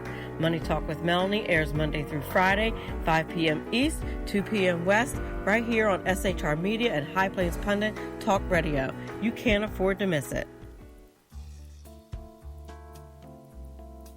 Human by race, Christian by faith, American by nationality, and conservative by choice. Reverend Ralph J. Chittum Sr. is the right guy on SHR Media from 8:05 to 9 p.m. Monday through Friday. And if on the rare occasion I am ever wrong, I will still always be right. The right guy on SHR Media. Hey, this is Michael Wright. And I'm Shannon Wright. Join us for The Right Way with Shannon and Mike, Monday through Thursday from 7 to 9 a.m. right here on SHR Media. Why are they joining us? For fun things like sports, politics. Oh, maybe some news and entertainment? And all kinds of other things. Money and recipes and events, all kinds of stuff. Yeah, so join us Monday through Thursday, 7 to 9 a.m. here on shrmedia.com. Hey, BZ. So the plan's working. You got rid of Sacco. Sean is now stepping away. I never even saw him. And I know, and insidious. You know, we talked about this for for the last 3 years, and finally coming to fruition. You know I'm still in the room, right?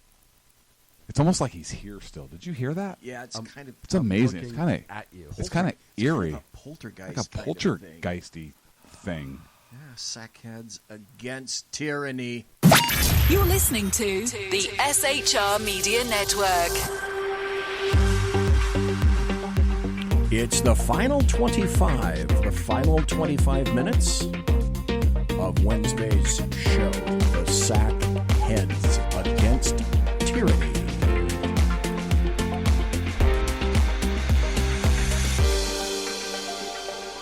And thanks to everybody that's still in chat. Thanks to Simone and Dave and Mike. And Clint is super rad and Beantown Billy and one viewer. So you just decided to change the aspect of your camera. The aspect of the camera. We were talking, again, off cam during the thing. It's like 90 minutes.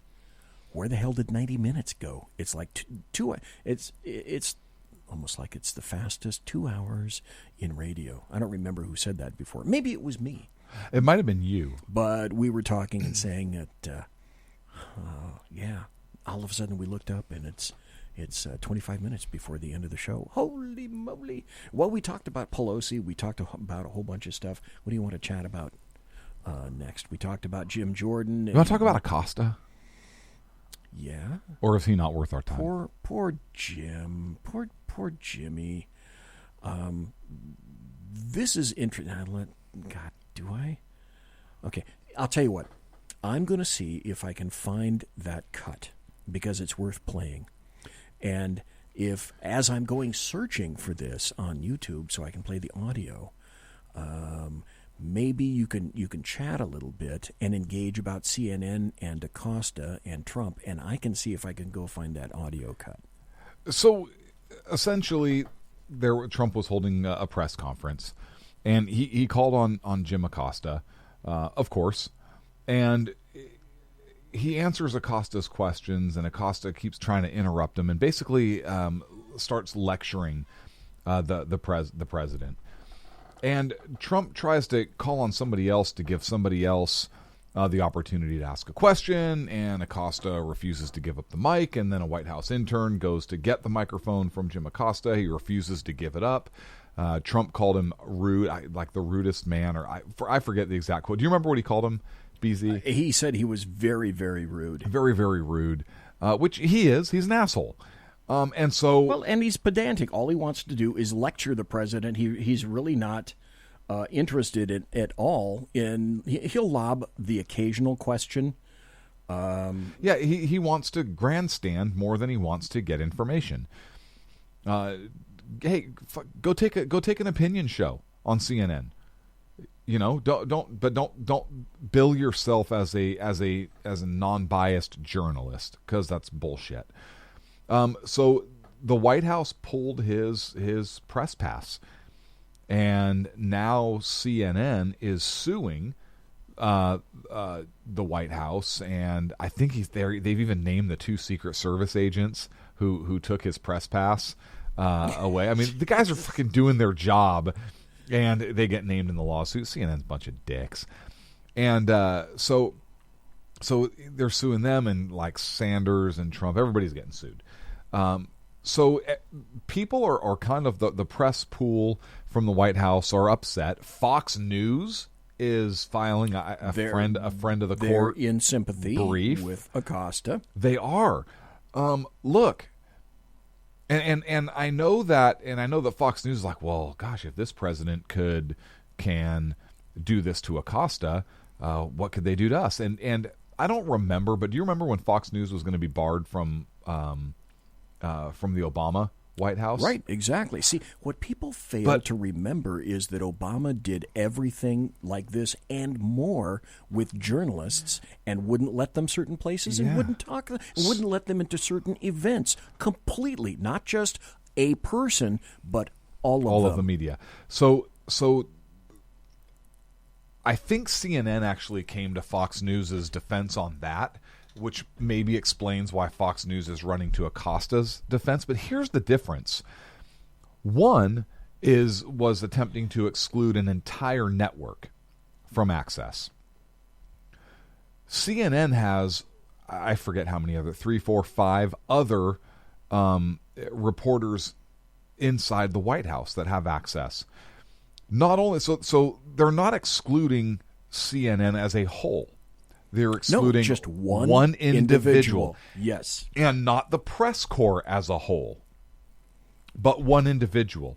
And the question really comes down to, does the media have a right to unfettered access to the White House? Because if the White House can't control if a journalist comes in there and acts out, who's to say that Al Jazeera won't get some radical journalist in the White House because they can't be excluded and something bad happens? That would be a terrible precedent. Okay, here I've got the audio. Okay. This is President Trump in his now historic clash with CNN's Jim Acosta. And by the way, what a lot of people don't realize in here is there's you're not going to be able to see the video, but if you've watched it before or seen the scenario, there's a young White House female intern who basically she's doing what Trump said, relinquish the microphone. She attempts to take it from Acosta, and Acosta pulls it back.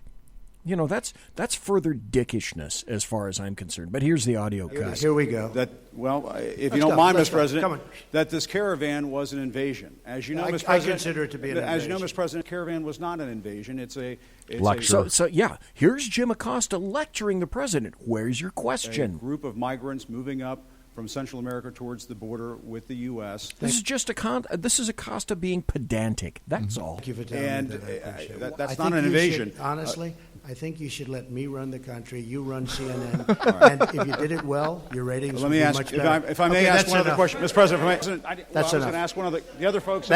Okay, he said enough 3 times. Now the intern comes in and grabs the microphone, and he pulls the microphone back from her because, after all, it's all about Jim Acosta. Enough. Pardon me, ma'am. Mr. President, that's enough. Mr. President, I had one other question, if I may ask. Now, let me ask you a question, Clint. Do you think any reporter at all would have done anything remotely similar to this during an Obama press conference, sir? No, because they would have been not. labeled a racist, Yes. completely disrespectful, Yep. unprofessional. Yep. Can't believe they'd treat the president with such disdain and disrespect. Yep, exactly. On the Russia investigation, are you concerned that you may have I'm not concerned indictments- about anything with that you the may have Russian indictments coming investigation down? because it's a hoax. That's enough. Put down the mic. Mr. President, are you worried about indictments coming Okay, that's the 5th time he's told by the president to put down the mic. down in this investigation?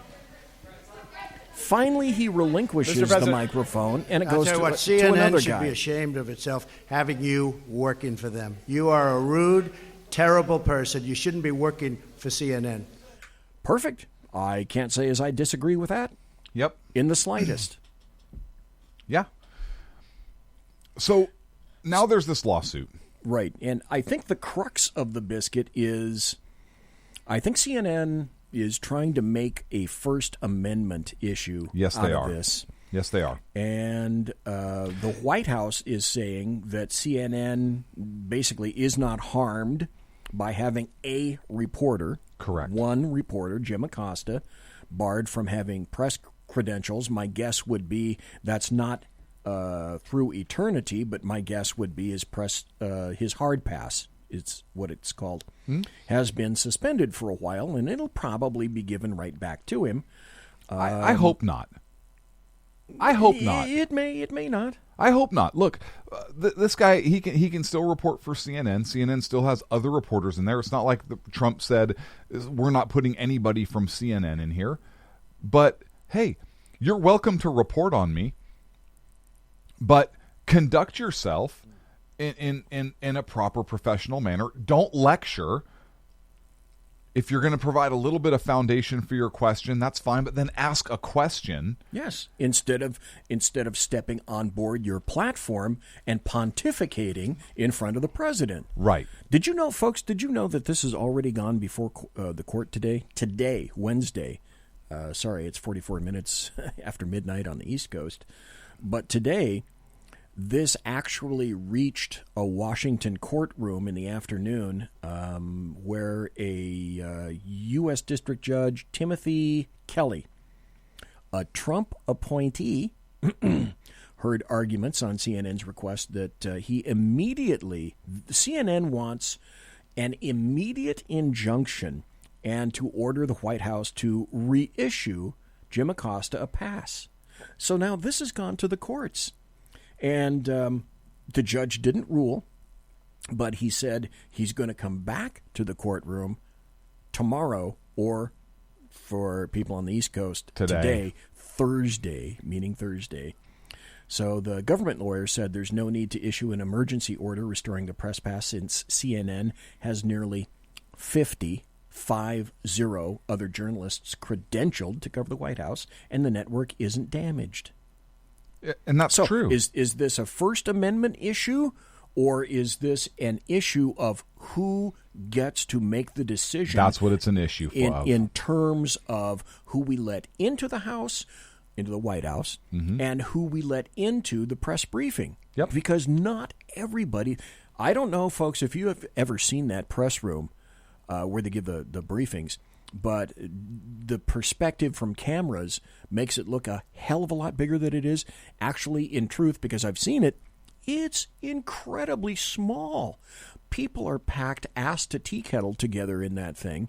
It's not very wide at all. It's a little bit longer than it is wide, and it's a very small room. So only a select number of people can't even fit in the damn room. So even because, if for no other reason than the size of the room, there's an assload of reporters who theoretically could make the same argument as to, well, why can't I come in that room? Why can't every reporter from SHR Media, from SHR go in there? There's 3 reporters, me, you, and Sean. Why can't we get press credentials to go in there?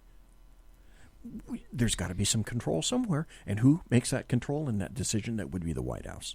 First Amendment, no one is stopping Jim Acosta's First Amendment right. He can go hop right back into CNN, put his face in front of the camera, and say all the silly, stupid, and fattening shit that he wants to about President Trump. Yep.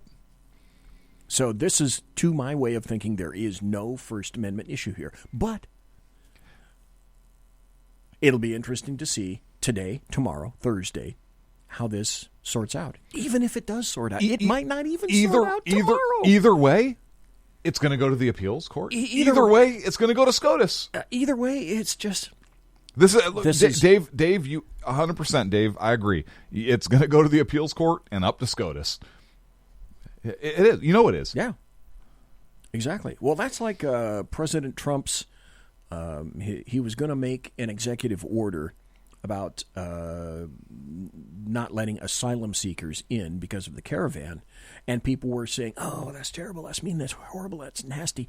No, I think what President Trump was going to do was force the issue up to SCOTUS. Yeah, it's lawful. That's how you do these things now. And did you notice the last couple issues we talked about? We talked about SCOTUS and the courts. Brings us right back to why the Senate is so important. Yep. And why the fact the Republicans kept and expanded their hold on the Senate is so important. Well, and that gets back. You have to step back and take a bigger umbrella view, which unfortunately I don't think the Republicans have the ability to have a long range overarching view of where it is that they want to do or be, or like Sinatra said, Scooby-Dooby-Doo. I don't think they have that ability. Now, the Democrats certainly do, because let me throw something out here to you, Clint, and you tell me if I'm way screwed up. Like in general or just on this point? On this point. Or in general, too. We're good friends. You can tell me whatever the hell you want. I think what's occurring in Florida is the Democrats are trying to see just how far they can get away with screwing an election. And we all know anybody with a square head on their shoulders realizes that the Democrats, by way of Brenda Snipes in Broward County, is trying to cheat in any way that she could possibly get away with. She's done it before. She will do it again.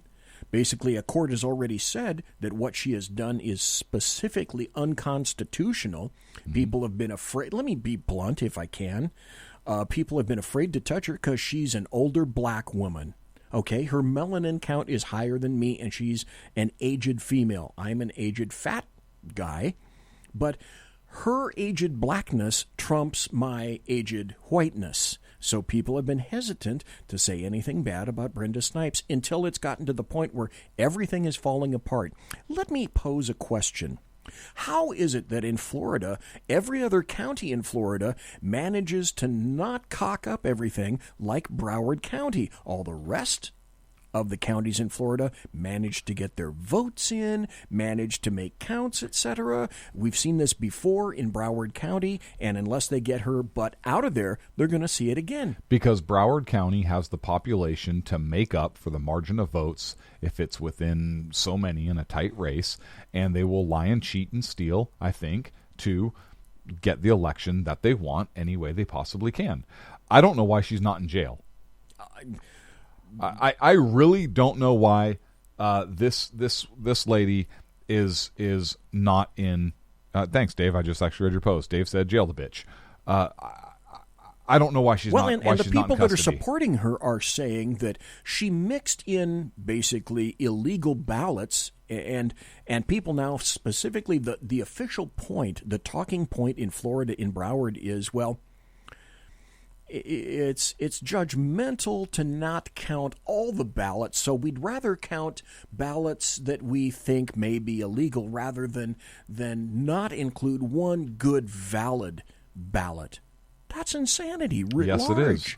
That's insane. But this, trust me when I say this is, again, another testing ground, and Broward County is being used as a test bed to see how far Democrats can push, because Hugh Hewitt was absolutely right when he wrote his book, and it said, if it ain't close, they can't cheat. Yep.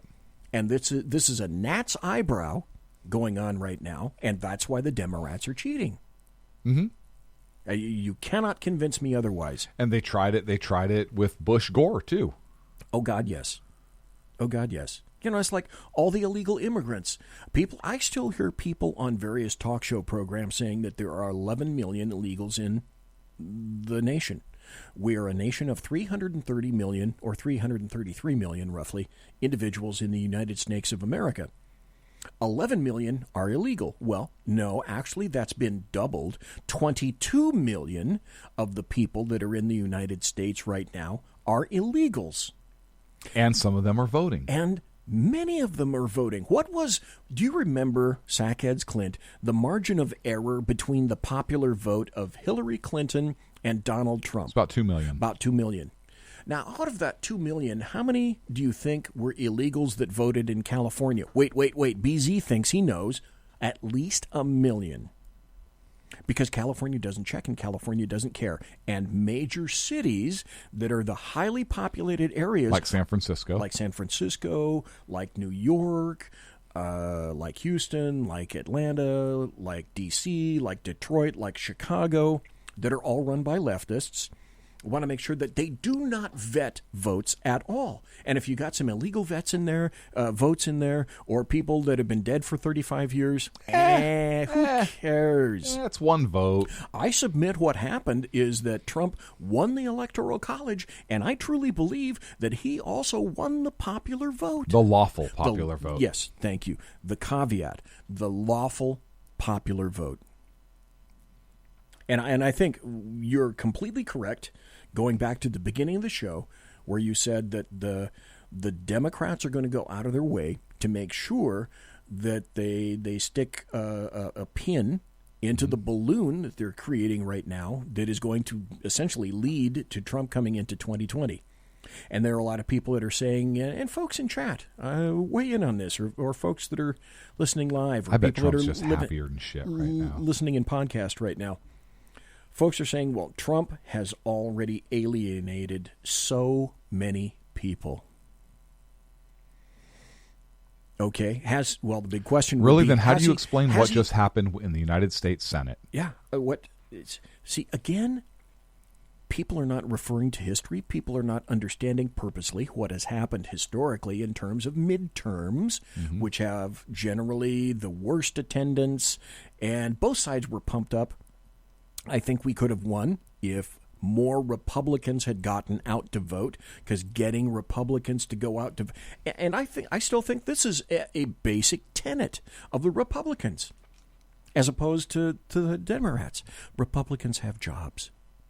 They actually have to go out and work for a living, so they don't have the luxury of being able to protest or burn crap or tear things down. They're busy paying taxes for the people that are burning crap and tearing stuff down. Yeah. Right, yeah.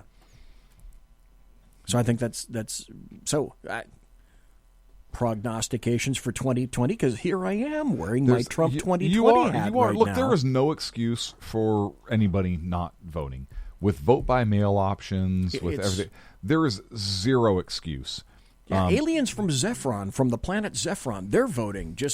I heard of 2 votes in Chicago where aliens from Zephron came down. And they'll take it. Little green guy, who cares? You know.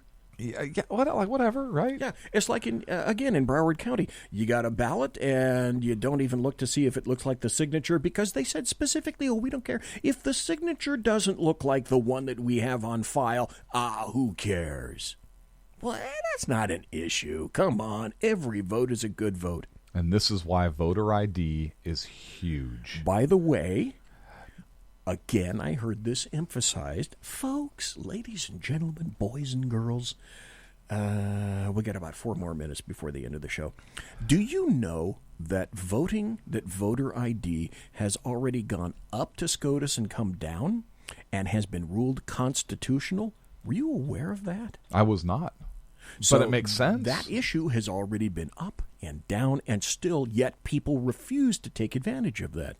Yes, because it's already been there. It's already done. It's already been adjudicated. The Democrats don't want it, and the Republicans are too afraid of being called racist. They quiver in little puddles of pee as they run down their pants How hard legs. is it to get an ID? You need an ID to drink at a bar. You need an ID to... Kids get school IDs. Yep. It is not hard to get a legitimate ID. So let me ask you a question.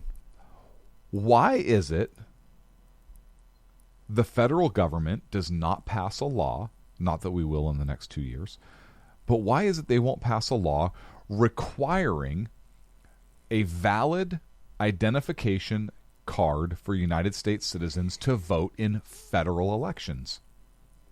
If I'm not mistaken, someone recently was crafting a bill to indicate roughly that they wanted to say that, hey, if a state, California, if you want to let your illegals vote in your state elections, whatever. Yeah, right. But federally should be completely inviolate. Yes. You cannot tink with a federal election. Yep. There should be serious consequences. And the big problem with that is that there historically have not been consequences of any significant nature that I'm aware of right now. Well, we got 2 minutes left. And like I said, Sorry, I had to respond to Dave in chat. This was 2 hours that seemed like it was about 5 minutes. Dave said you need an ID to rent a hotel room. Well, I do. You don't. I said not if it's by the hour. Good point. Well, folks, thanks for tuning in to the Shot Show, the Sackheads Against Tyranny show. Today, on November the 14th, next Thursday is going to be Thanksgiving Day. Are we going to be here next Wednesday? Yes. Okay, we'll be here next Wednesday, folks. Tune in. Maybe. I forgot. I'm leaving, I think. I don't know. Okay, all right. We'll let you know later. Folks, thanks for tuning in. We appreciate it. God bless. Take care. Be safe. Tomorrow night, Bloviating Zeppelin's Berserk Bobcat Saloon Radio Show live and direct with Jeff Dunitz. Don't miss it. Aloha.